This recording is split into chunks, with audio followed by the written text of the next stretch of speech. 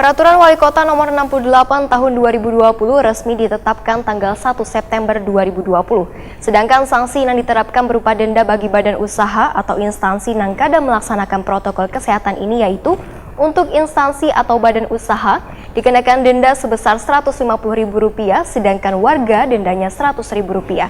Pemirsa, ini dia kabar nang selengkapnya.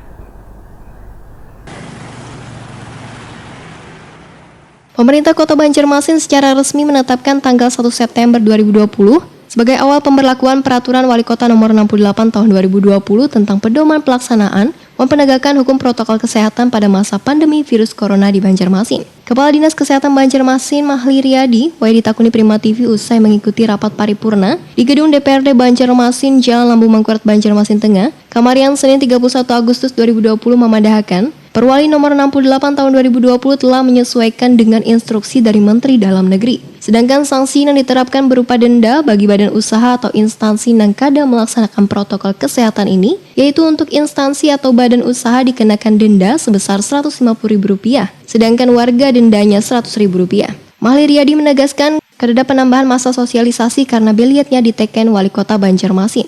Wan akan mulai diberlakukan pada hari Selasa 1 September 2020. Namun sebelum dikenakan denda, ada sanksi lainnya berupa sanksi sosial, teguran lisan, tertulis, wan fisik yang sudah diatur di Perwali 60.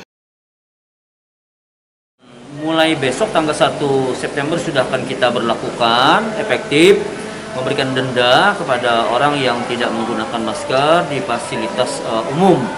Ya, jadi perbedaannya dengan Wali Nomor 60 dendanya 150 maksimal. Kalau kemarin kan cuma 100.000 saja, ini menjadi 150. Tapi itu maksimal sifatnya. Di perlakuannya di mana aja, Pak? Di fasilitas umum, seperti? Ya, di tempat-tempat di mana memungkinkan sekali orang untuk berkumpul, warung, kafe, restoran, pasar,